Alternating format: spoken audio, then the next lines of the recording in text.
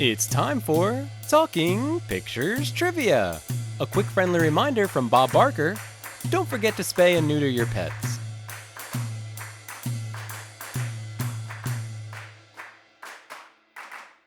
Welcome to Talking Pictures Trivia, the podcast in which a group of geographically challenged friends explore movies through trivia as an excuse to keep their friendships alive. I'm one of these friends and today's somewhat host, Nick, and with me as always is Tom. Additionally, joining us as guests, and one of them is a host this week, are... My name is Chris. And Doug. Thanks for joining us. You may remember Chris from prior episodes, including Spaceballs and Halloween.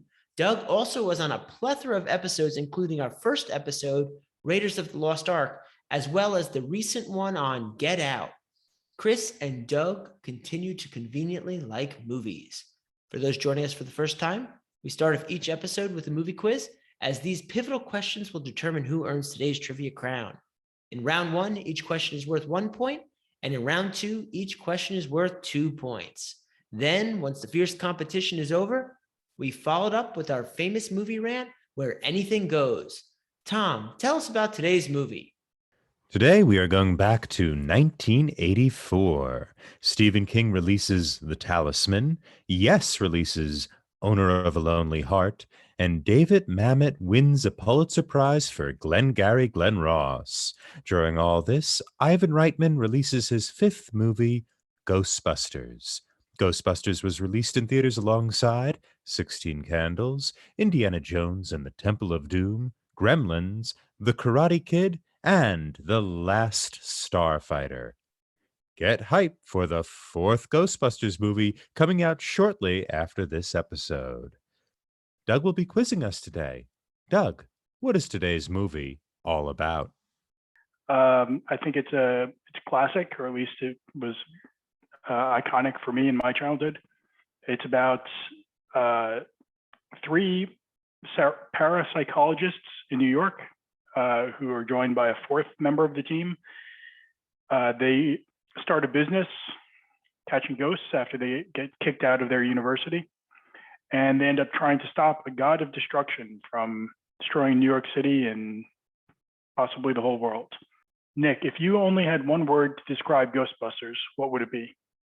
Charisma. Tom? Witty. Chris?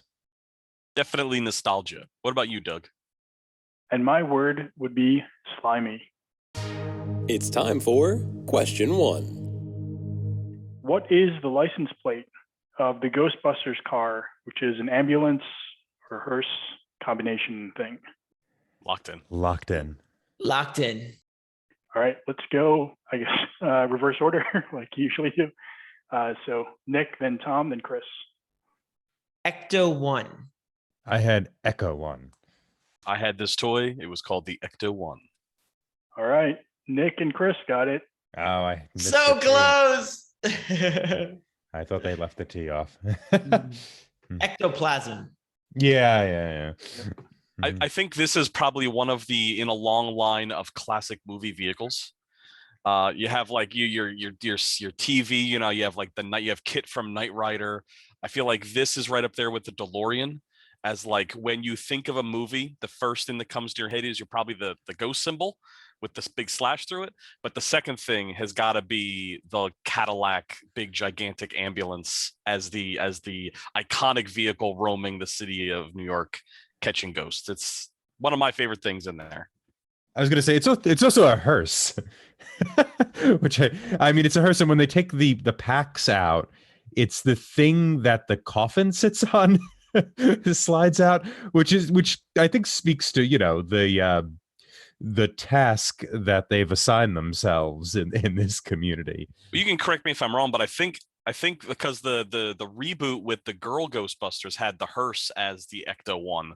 I'm pretty sure this was the ambulance. It's just the same chassis that would have really? been on Okay. a hearse. The Cadillac chassis would have been the same for both vehicles, and I think that might have just been the gurney that you could pull I thought it was a white hearse.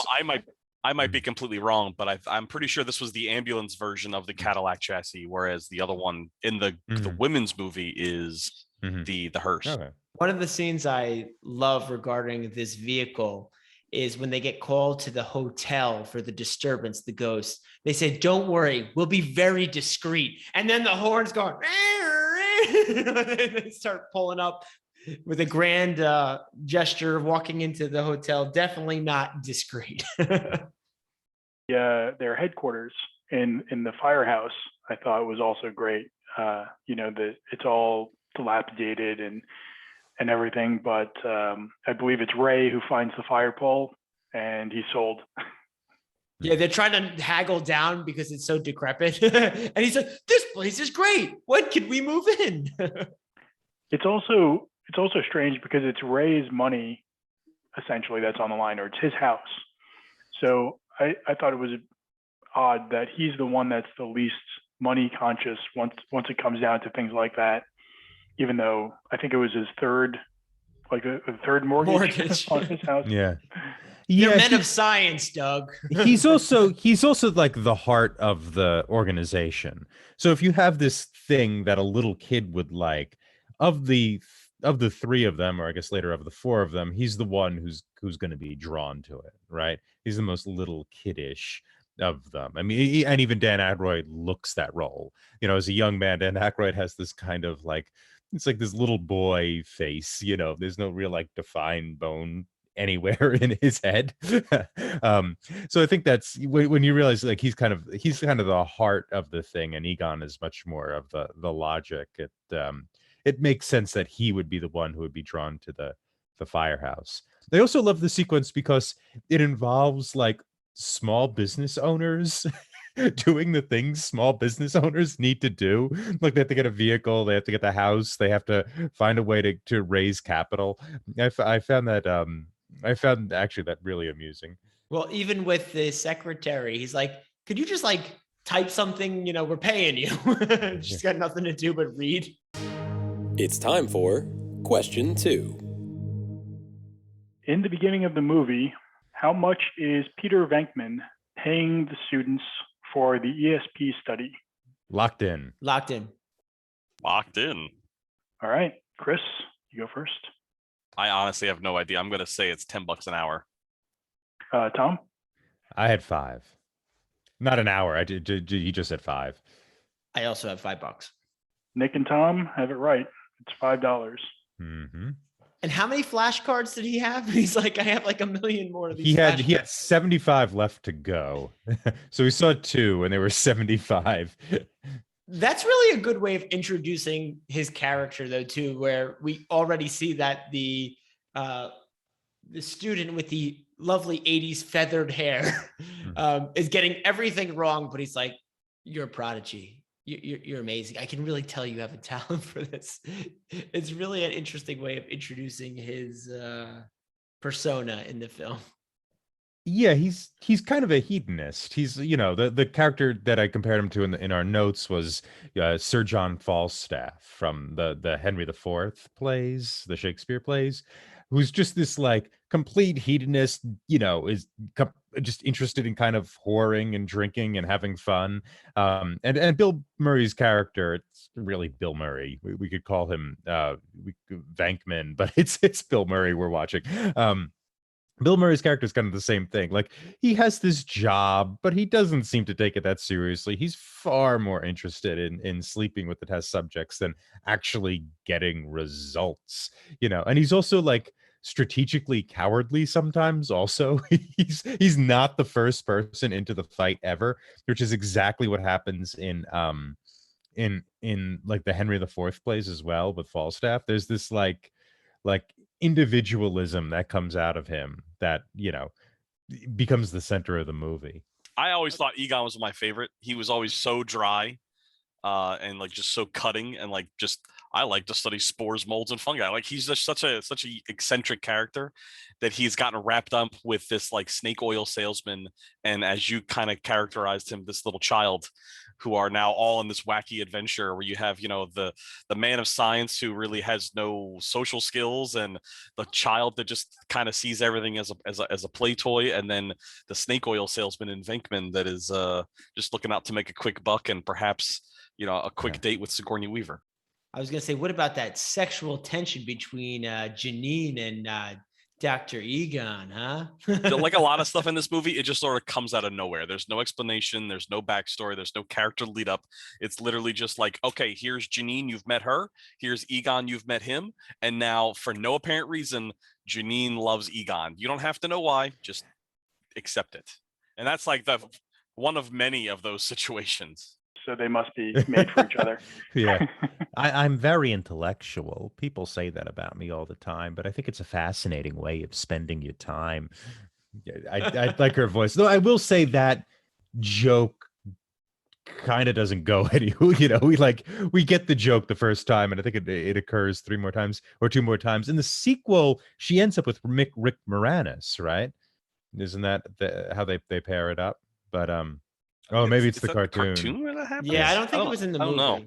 Yeah. I mean, like the very first time you meet her, Egon's under the desk. Yeah. No idea Yeah, why he's under the desk. Like he's obviously fixing the computer, but I mean, it's just like a really very strange. There's an implication there. Yeah. Well, and again, I don't want to go into a graphic detail, but there is a certain scene where Dan Aykroyd's character is dreaming of a specter visiting him in the nighttime, which is completely random. Yeah, this is I said in the teaser from the last episode that I felt this movie was a touch inappropriate for people that were coming from the cartoon. Definitely. That Spectre scene is exactly what I'm thinking about, because like it comes out of nowhere. They're just talking about how they're tired, and then all of a sudden you get this dream sequence where Dan Aykroyd and this spirit are who knows what's going on. But I mean, it's out of nowhere. There's no context whatsoever. It's and just they move on. A scene in the movie, never bring it up, don't talk about it, has no plot reference whatsoever, just happens. It's like they wanted to fill their hour and 35 minutes or 45 minutes, whatever it was, with just random snippets of things that they thought of at the time. But it's Ivan Reitman, right, who directed Animal House? He was the director. Yeah, and he directed it. I mean, there's a precedent for the kind of for that kind of comedy. That's the world he comes from. Yeah, so you could recognize that in his other work. It seems to make sense, and it's also just kind of fun, that there's this demon who wants to have sex with Dan Aykroyd for no real explained reason. It's also part of the montage of success, right? This is this steep climb where you suddenly see them be going from not having a client to being the toast of the town, and that's sort of part of it. There's money, there's women, kind of, there's fame. It's all going well, that type of sequence. All right, at the end of round 1, Nick is in the lead with 2 points, and Tom and Chris are tied with 1 point each. I think I want to end the episode right here because we don't hear that phrase often where Nick is in the lead. So it's still anyone's game. And stay tuned for the exciting conclusion when we come back after these sponsor messages.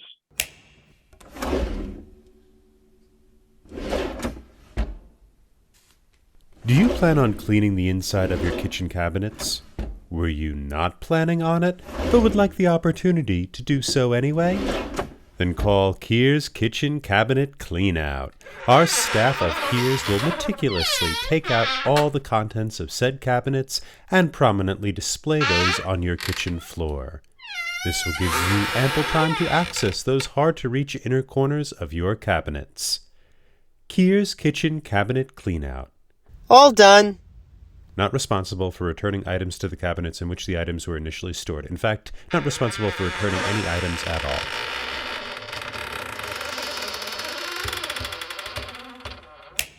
And we're back.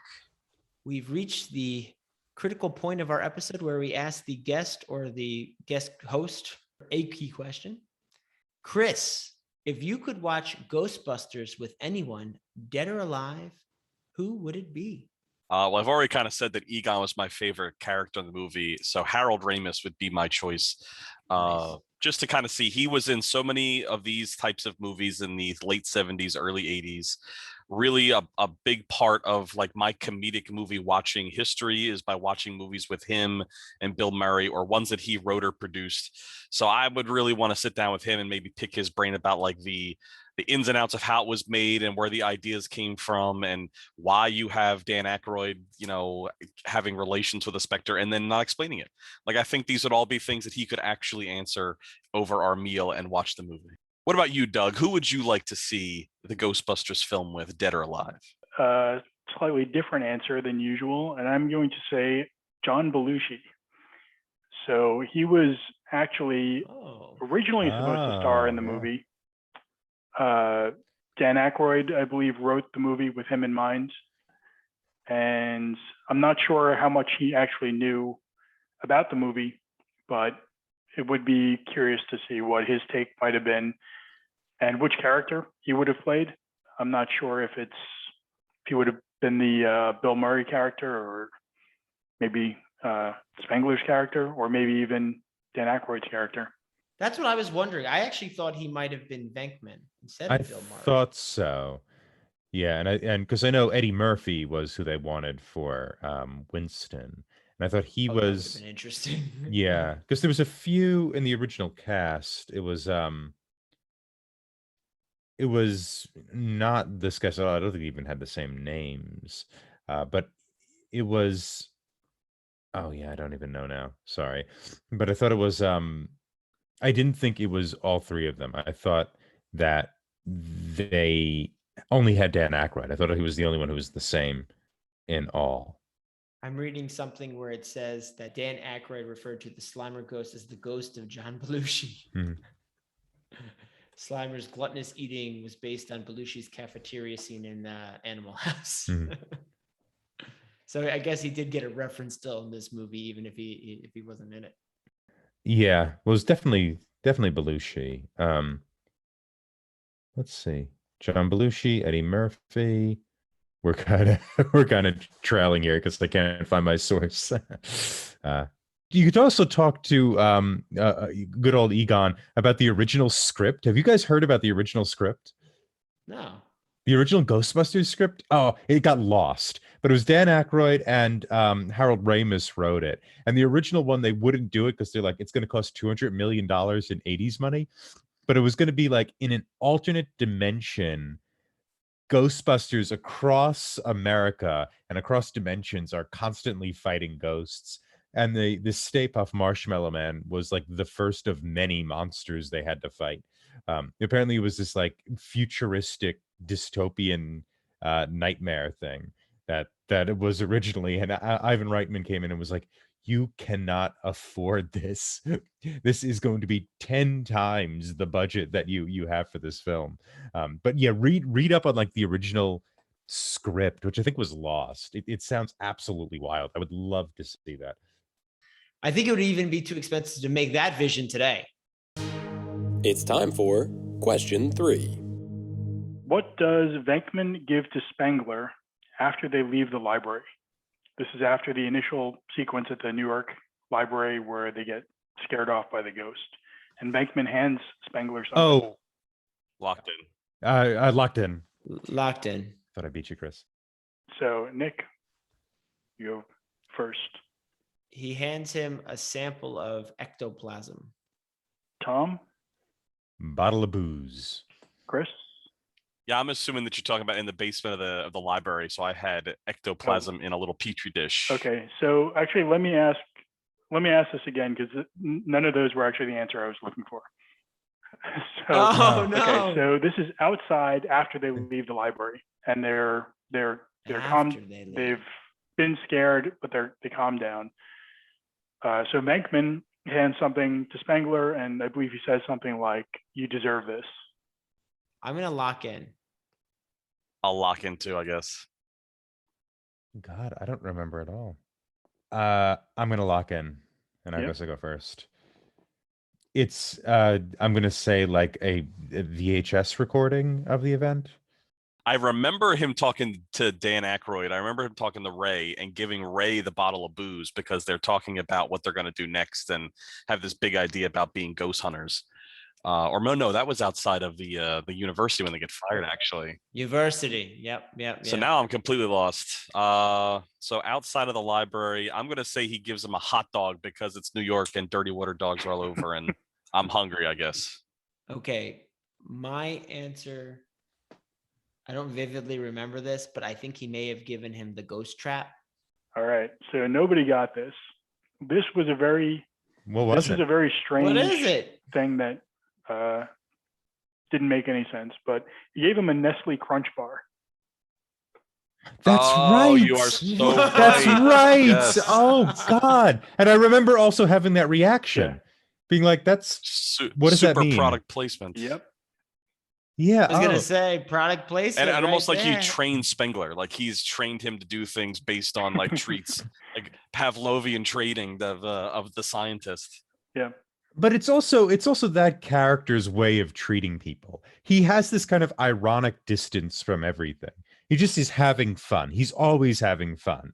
When things hit the fan, he's still having fun, And so even when there's a major event, he doesn't get too hot about it either. He doesn't get too excited. There's always this like bit of irony between him and everything.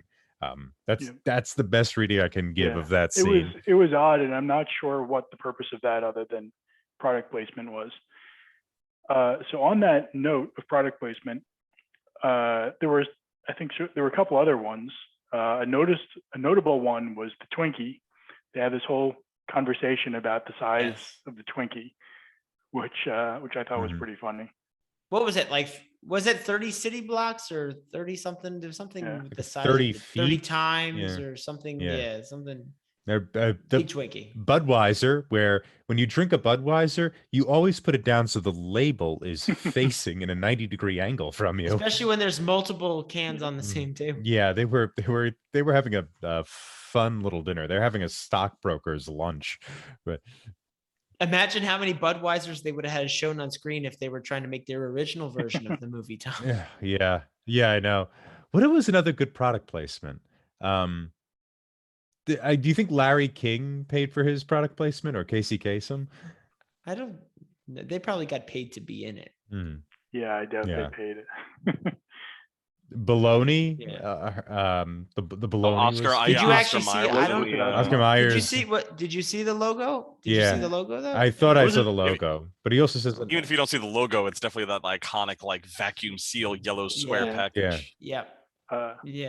The commercialism of the movie is also, but it matches the themes of the movie, right? This is like a very pro-commercial type of film. Like all the villains are the people trying to get in the way of them doing their job. I feel this was also like a very high budget movie for a couple of actors that are like not really busted into movies yet, and it was kind of like a comedy action sci-fi. Like I don't think there was a film studio banging down Bill Murray's door and Dan Aykroyd's door to have them make this movie for the money that it cost. So getting the product placement was probably important to get it paid for. Yeah, they had done Murray had worked with Reitman on they had done Stripes first, Stripes right? already. He worked on Stripes, and he had just done The Razor's Edge. I think he had just wrapped that before coming on here. So I think Reitman was the big money guy in the sense that he had the kind of establishment and those connections to help funnel money into this. Then the rest of it became like an SNL thing. And I don't think this was the first SNL movie, right? It was not. And it's not, I think, officially an SNL movie anyway, because I don't think it's produced by Lorne Michaels. But it does have that kind of SNL feel of, we're seeing the comedians from SNL doing the things we're used to seeing them doing. Talking about not everyone was banging on the door to make this movie. Again, this question will be awarded no points, but what was the rating of this movie? Was it PG-13? Oh. The PG-13 didn't exist yet because PG-13 didn't exist Temple yet. of Doom Create. So it is PG. So remember before when we were saying about some of those questionable things for young audiences? This was a PG film. You got to love the 80s too, because, and I've talked about this in other episodes, it was a magical time where action figures were made for rated R movies. I mean, it was amazing. It's time for question 4. What is the first time we see the Stay Puft Marshmallow logo? Locked in. I was going to bring this up in Movie Rant if it didn't come up as a question. Locked in. Oh, I don't know. I guess I'll lock in. I'll say we see it in Sigourney Weaver's apartment. Specify Oh, when, like roughly the context. They when he goes to when he, being Bill Murray's character, goes to the apartment to first check it out to make sure to make sure that it's, whatever, and not to check on the possession. There's the Stay Puft, food product there. So yeah, it was Sigourney Weaver witnesses the eggs kind of exploding on her kitchen counter, and that's next to like the big food bag, and poured out of the food bag next to where the eggs were was a bag of Stay Puft marshmallows on the counter of her kitchen. And I'm pretty sure you see them when Venkman comes in and he's picking up the cooked eggs on the counter, which was kind of funny. Okay, so I thought Tom was going to get it. He was very close, but we see it in the scene before Venkman comes there. We see that when she first is returning home with the groceries and the eggs are popping all over the place. So you do see it later, but you also see it when she first gets home. So Nick and Chris were both correct on this one. I totally thought you walked into it, Tom. I thought you were going to get it. Yeah. You were so close. You were very close. Yeah. Oh my gosh. Did this just really happen? Did I win an episode? Yep. As soon as I heard you lock in so quickly, I was like, oh my goodness, Nick won. I'd like to thank all of our listeners. I don't mean to sound condescending, but I was like, this is good. Nick won one. Yeah. And this is exactly why you didn't want to host this one, because you wanted to be able to win one. On this one. This one wasn't about the 1940s Franco regime or some kind of subtitled foreign film. So I had a shot here. It's an 80s buddy comedy. Yes. Right in my wheelhouse. So I believe the only other instance before we actually see the Stay Puft Marshmallow Man is after the containment storage thing gets let go. Then there's a Stay Puft ad on the side of a building. Oh, I don't remember that. That's a good catch. And this isn't a real product, right? I don't think so. No, it's made up. Yeah. Because that was in the it was apparently in the original script also. That was like one of his visions. Dan Aykroyd's was the Stay Puft Marshmallow Man that carried through to this new edition. I know you can buy Stay Puft marshmallows now, but I think maybe they came after the film. Yeah. I think maybe the film begot. Yeah, I'm like looking a at new this. brand. It was a fictional food in the Ghostbusters franchise, but I'm sure they have capitalized on that. If this movie was so big on capitalizing on placement, I'm sure they wouldn't miss this opportunity. Didn't they also have, I mean, let's be honest, they had like a Ghostbusters cereal at one point. I mean, they put that logo on anything they could get away with. That was when they had the cartoon. Everything was pictured. Saturday morning cartoons were how you drove the cereal aisle as well as the toy aisle of your market, of your grocery and your Kmart's at the time, or Caldor. Yeah. Or Bradley's. Caldor, God. Did that make it out of the 80s, Caldor? I don't know. I vividly remember a Caldor right around the corner from my house, and it was this ugly brown building with the orange letters. It was incredibly 60s into 70s that just kind of lingered longer than it should have. It ceased operation May 15th, 1999 for all those who care. Okay. So audience, you now know when Caldors expire. So, audience, you now know that Caldor existed and now no longer does. Yeah. What a great villain, though. I mean, I know it was the embodiment of Gozer, but you get to choose the shape or form of the destroyer. I mean, that really is pretty clever that it was a giant marshmallow man. Yeah, it's fun. It also, speaks to the lightness of the movie. It's not what it's odd enough to be enjoyable, right? Without being so odd that it bounces itself out of the summer blockbuster contention, that type of thing. Because it made about a tenfold profit, something like that, in its initial release. Never mind the merchandising, never mind the cartoon, never minding all of that additional thing. And I think it's probably for that the reason that it can be a little weird without being overly so. The Gozer in her or his or its female form, real 80s, right? Oh, yeah. They look like a David Bowie I was just going to say, impersonator. I got a David Bowie vibe. I totally was going to go there. Yeah. Yeah. So this thing is also, I think maybe one of the reasons why I don't, it's fine to revisit, but I don't entirely, I'm not a huge Ghostbusters person, it is really, it really does feel quite a bit dated or even tired when watching it sometimes. But I still have to say, like, it's worth watching kind of Bill Murray do anything. And having that kind of having that kind of spirit of individualism which runs through this movie is also enjoyable. And I love how it's connected to pleasure, right? Like Bill Murray's character, Venkman, he likes to drink. He's gonna hit on the client if she's good looking enough, right? And we're gonna love him for it. Anybody who kind of gets in his way sucks, and we hate them for trying to do it. They're not, like Peck, the EPA agent. He has like no interest. He clearly has virtually no sexuality either. Like you can't imagine him being wanted or wanting someone in exchange.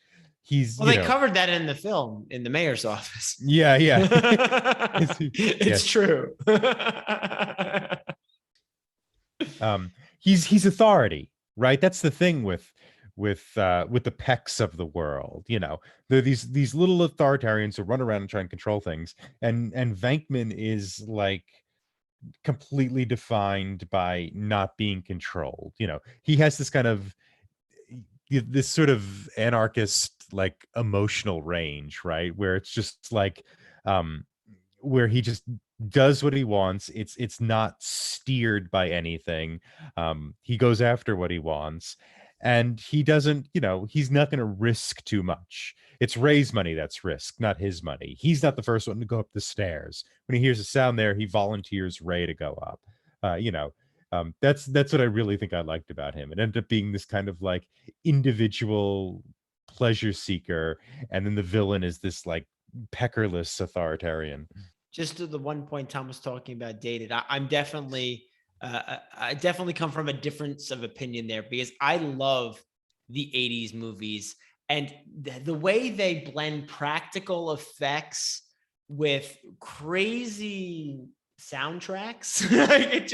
It's this weird amalgamation of things that nowadays wouldn't fit, but I think they do fit in that time capsule that is 80s movies. But I think that's a personal taste, but I loved rewatching this. I will infinitely watch this movie anytime anybody asks me to. Anytime it's on TV, I will stop and watch the little piece of it that I can. Or, oh, I haven't seen this in a while. I'll go get it off my shelf because I own the Blu-ray of it, and I'll put it in my antiquated Blu-ray player and watch it.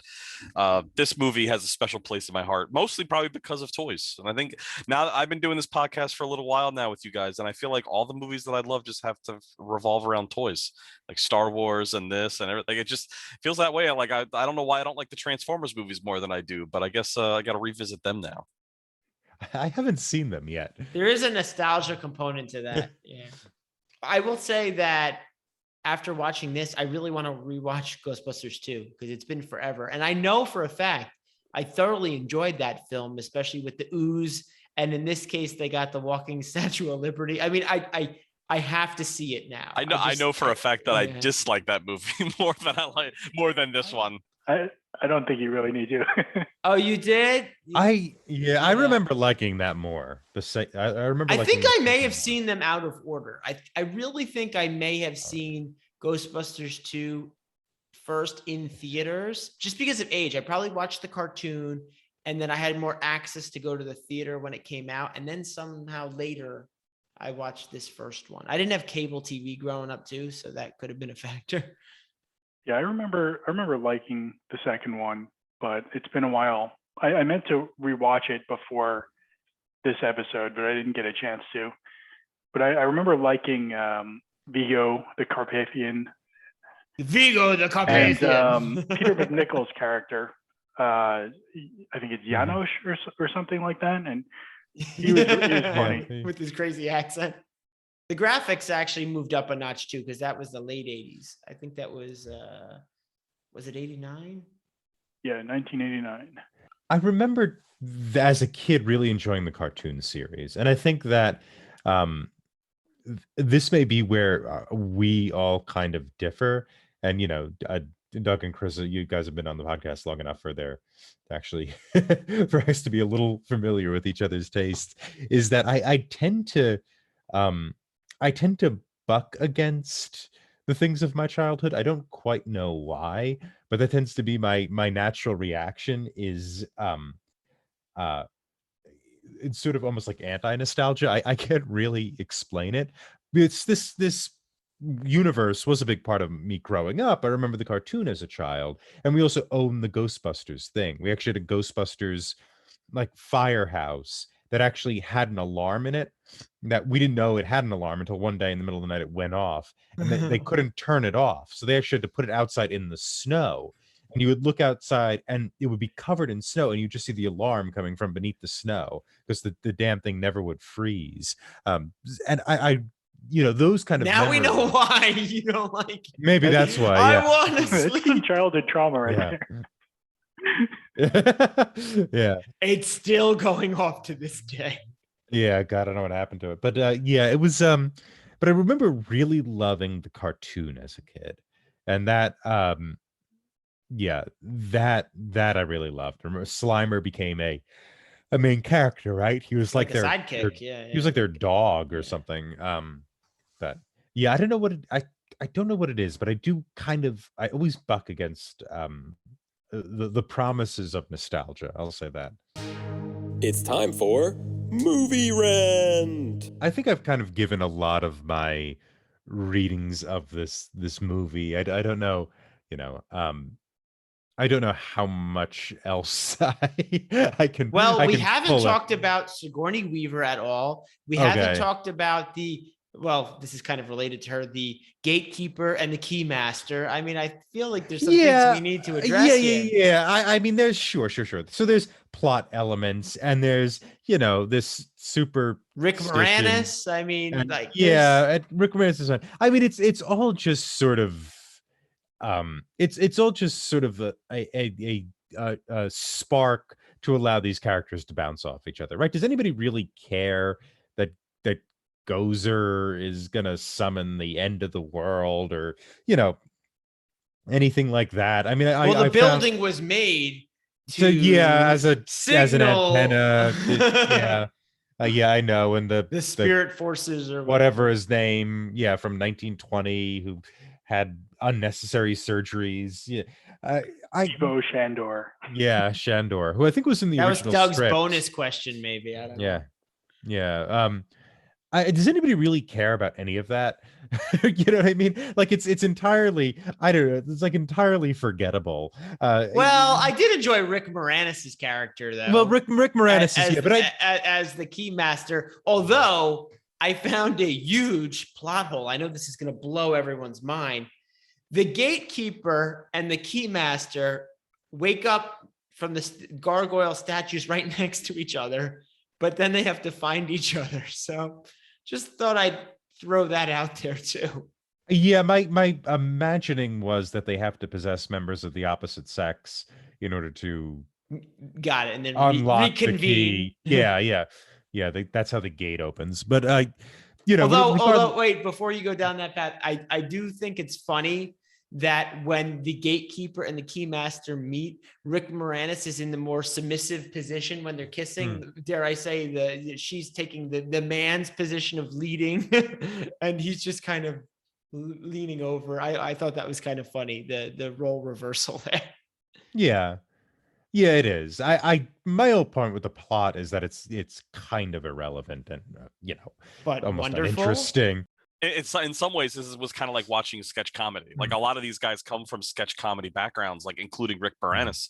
Just that, like, it was like one sketch. It's like, okay, here's the sketch with the crazy neighbor outside the woman's apartment talking about accounting, and here's the crazy sketch about this other thing, and here's the crazy sketch about the dog running through Central Park. And then it's just they kind of used all those things. And here's the sketch about the ghost and Dan Aykroyd in bed, and like here's the sketch about the library ghost. There was a plot line, but it was very, very thinly veiled, and it just kind of had these like little vignettes hung on it, where like, okay, we have this really cool idea, let's hang that in the front of the film, and let's hang this at the end of the film. Oh, and by the way, there's this thing called Gozer. That's the big bad go for it. Is to have exactly. I think that's exactly right. We've seen that in other films, especially in this era, though. And Tom, there was that. Oh gosh, I hate when I bring up things and can't remember the name. The Japanese film that I felt had like an American style comedy that had a lot of Maiko Han. I don't think it was Maiko Han. The one where they were slurping the pasta and they were trying to be Western. Oh, Wildflower. Yes. Yeah. Was that the name of it? Chimpupu. Tampopo.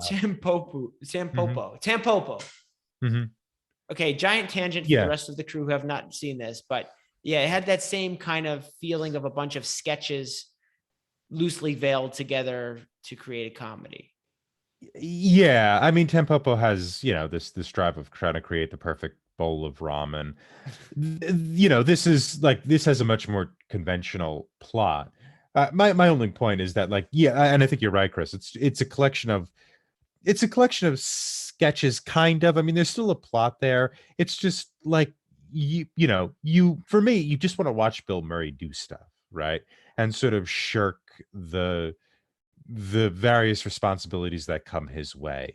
I really could care less about Gozer or the big building thing that is an attraction for the other Gozer, the Destructor, whatever David Bowie was called in this movie. What was far more interesting to me was like watching how Bill Murray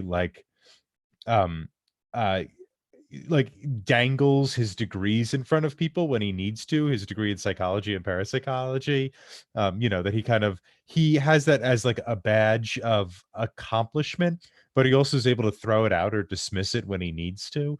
Like when he says, back off, man, I'm a scientist. It's just like that degree allows him to do that, to have that moment. There's no like sense he ever earned it or worked for it or had to suffer through exams to get to his dissertation. He just sort of stumbled upon it. Well, that's why my word was charisma, because he really does take the lead in this film, and his charisma drives almost every activity we see during the whole length of the film. My guess is that he cheated off of Ray and Egon to get his degree. Oh, I'm positive. He's probably the guy that got the two of them into college parties, and the two of them are probably the ones that got him to graduate college. Let's talk about the depiction of college. So they're up at Columbia, and this is another thing I really liked. One of my favorite lines is from Dan Aykroyd's Ray, where he's like, "You haven't worked in the private sector. You don't know what it's like. They want results." Well, that's how you know they're in an environment where you can just drift, and even then they're not doing enough. Yeah, apparently they don't have tenure, because otherwise, they'd be in that little hovel for the rest of the picture. Yeah, but yeah, that I liked. I really liked the fact that like these academics couldn't understand them either, and they kind of go out and do it on their own. Do you want to talk about Sigourney Weaver? Probably at that point, I think, actually, I don't even know if I had seen Alien, but at least like, when I was a kid, that was, I think, the only other thing I knew her from. And, it's a very different role. I think she's rather tall in real life, right? And that's probably why, and like Rick Moranis is shorter. So I think that whole thing was, a play off their So she only got hired because of her height. Is that what you're telling me? Right. Could she have been replaced though? That's my question. Could she have been swapped out for another actress in this movie? Yeah. Completely fine. Yeah. It's not her movie. She barely has anything to do. I think you could definitely say that for all the actors except for Bill Murray. And even then, if you get another charismatic guy, maybe with those lines or that kind of stuff, you could replace him as well. I personally think that Rick Moranis is one of the funnier people in the whole movie. Like, I think that his depiction is awesome. I focus on him every time he's on the screen. He's the one that I'm looking at because he just makes some very interesting choices with his facial features, and his hairstyle was funny, and everything about his depiction was really good. Like when he's got the colander on his head, and they're trying to test him in the Ghostbusters firehouse, and you see the dog in the infrared video, and you just watch him kind of like meander around and like stare at stuff and like pick weird things up. It's comedy gold. It makes me wonder if he might have had the most lines in the movie, because he just spews all his stuff out. He does talk pretty fast. I just like, even when he's talking about how this is a tax deduction because they're clients, and these new people come in, and he's saying that, they got 15 left on their mortgage, they're gonna be okay. Like things people wouldn't say. He was really good. Chris, you're spot on. I really did enjoy Rick Moranis, the key master in this film. Yeah, I would say Rick Moranis is someone who would not be easily replaced. He dropped out of movies though, didn't he? I think after like Honey, I Shrunk the Kids, I think he just like left, right? I don't think he was in. Yeah, he retired because I believe his wife passed away, and he had a couple of kids, and so he decided to leave. I guess he had enough money to kind of like subsist. So I think he left acting to like hang out with his kids, which is like a very noble thing. Very rare in that industry. And then I think he came back for like a commercial, like with Ryan Reynolds, randomly, like a couple of years ago, I think. And then he made the news for getting punched, unprovoked. I think in New York or something like that. Yeah, he was going to a hotel there, and just got slugged in the street. Yeah. Gosh. Mm-hmm.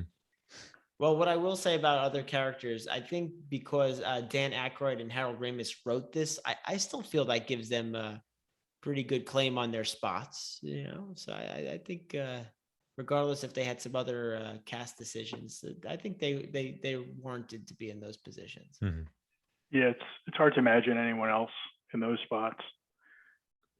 And then, of course, the fourth Ghostbuster, Winston.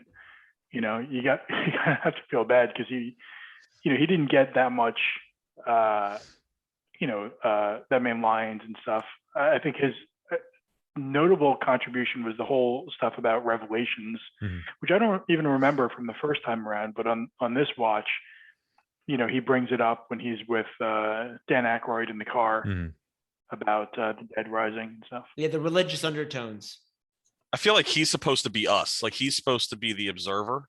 Like he's supposed to be because we're not one of the scientists. We're not one of the friends that have been around forever. We're the outsider kind of peeping in on what they're doing. I think he's supposed to be us, but they just kind of drop him in just like everything else. Just like they drop little vignettes of sketches. They're dropping characters here and there, wherever they want. He just kind of gets thrown in there willy-nilly, but then he eventually ends up being an important character. So it's a very interesting way to kind of introduce somebody. It's just like, hey, you're hired and now you're part of the team. Yeah, the funny thing is, like, he is not on the poster.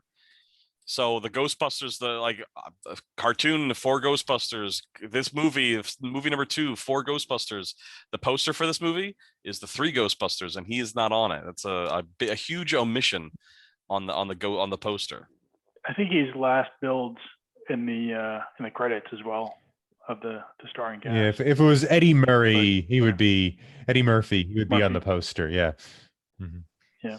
I'm looking at the run of the real Ghostbusters, which was from 1986 through 91, and it was a spin-off of this first. So I'm positive I actually was bigger on the Ghostbusters, probably saw Ghostbusters 2, and then came back to Ghostbusters, the original.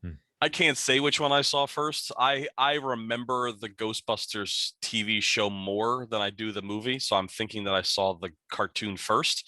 But my parents would have shown me anything at any age, so this could have been my first introduction to it, and I wouldn't have known. We found out in an earlier episode that my first watch of Terminator was not what I thought. Apparently, I was a young kid, probably baby or whatever, what year that came out. And my dad was watching it and I was in the room. So, so you never know what you watched at a young age. Yeah, I honestly don't remember when I saw the movie. Yeah, I think I remember enjoying the second one more, but it's rather vague at this point. Are you guys excited for the new one, the new Ghostbusters? I'd like to see, yeah, I'd like to see what their take is on that one. It's I'll preface this, I actually did see it already. It was at it was at New York Comic-Con. I went to their panel and they were like, "Oh, let's show a clip of the movie." And they're like, "Oh, well, let's just show the whole movie." And it's like an hour and a half movie. They kind of showed. Wasn't the best place to see a movie, like in a panel stage, but it was still it was fun seeing it with everybody in the room and all the shocks and awes and stuff. It's if you love nostalgia, you will like it. So I think they embraced it. I think they did a really good job, and I won't say anything else, but it's really good. Okay. Do you think it was better than the more recent Ghostbusters? I like the recent one. I know it got a lot of hate from some people for whatever reasons, and I'm sure they had their own, but I liked it. I thought it was funny.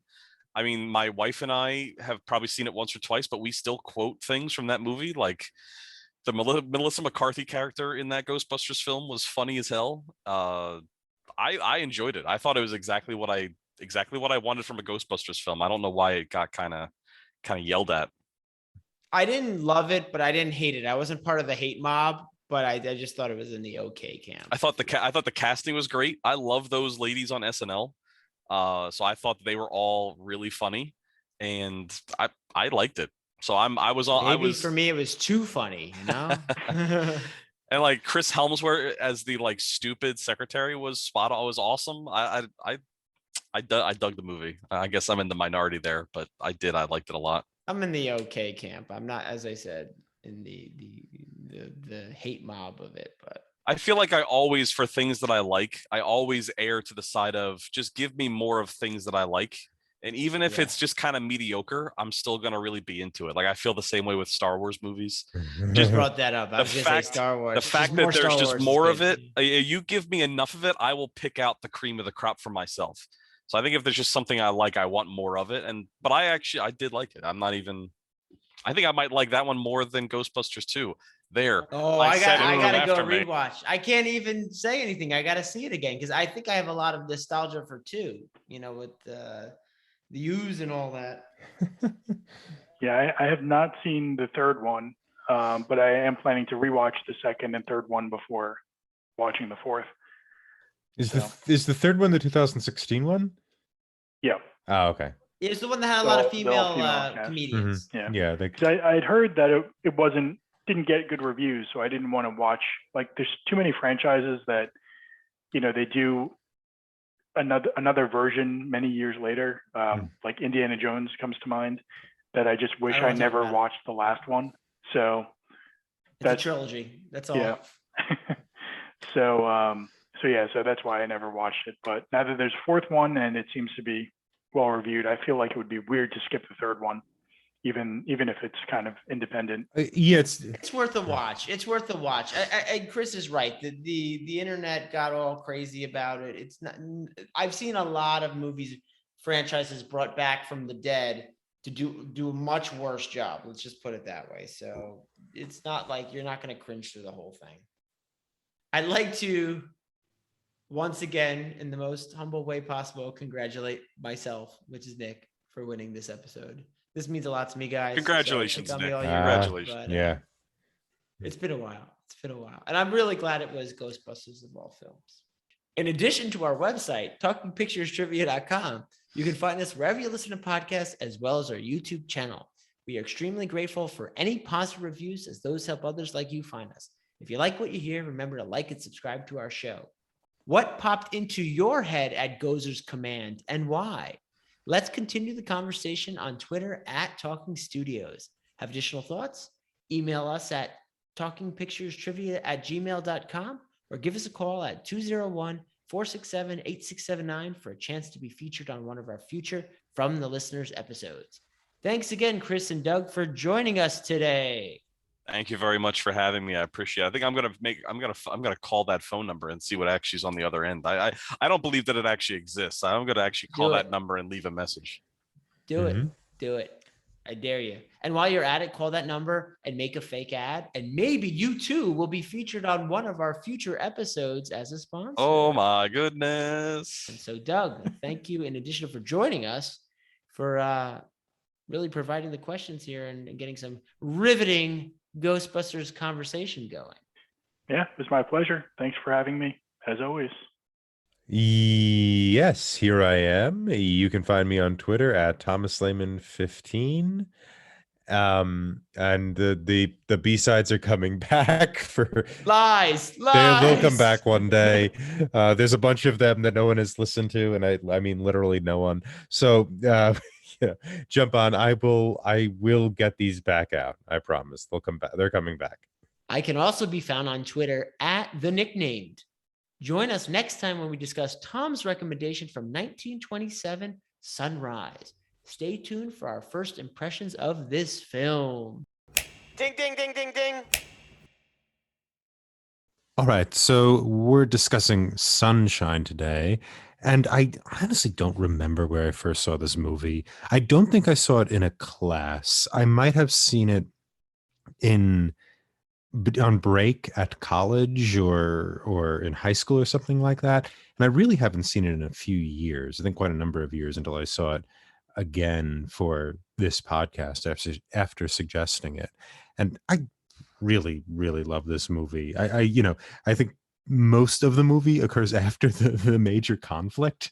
It's like, this post-denouement film, but I could really put this on, I think, and watch it anytime, because mostly it's just about people having fun. Most of the movie is kind of spectacle and pleasure, and that's kind of what I get out of it and what I really like about it. Yeah, this was a first watch for me. I watched it for the show. And as Tom mentioned, it's Sunrise, not Sunshine, actually, Tom. I thought the first act was amazing. It was creepy, it was intense, and I'd paused and then started the movie again another time, and I thought I was watching a completely different movie. It changes a lot, as these guys are saying. But I enjoyed it. I enjoyed it a lot. So yeah, I'm with Tom. I actually don't remember when I first saw this movie. I'd forgotten that I'd even seen it when I was watching it last night. I actually realized about 10 minutes in that I had actually seen this movie before at some point. I thought maybe it was from one of my classes in college, but actually I checked with people and no one else that I went to those classes with and no one else had seen it. So I'm guessing that I probably watched this in like 2010, 2011 when I was doing lots of flights. And I used to just watch a lot of silent movies, and so I'm guessing that's when I watched it, but I actually don't really know when I watched it. I'm with Tom. It's a very beautiful movie, and I think it's not, as Tom says, it's not necessarily the most plot driven film, which I'm totally fine with that. So it's a very interesting film. So this was also a first watch for me, and I was afraid I wouldn't even get to the first watch because for some reason the version that I started to watch was defaulting to a commentary overlay from cinematographer John Bailey. Fortunately, I eventually came to my senses and found the way to turn it off so that I could actually hear the music and watch the movie in peace. It was a fun film, but I was a little stressed out because I was cutting it close to the wire here, and I had some technical difficulties, which luckily I worked out just in time for the episode.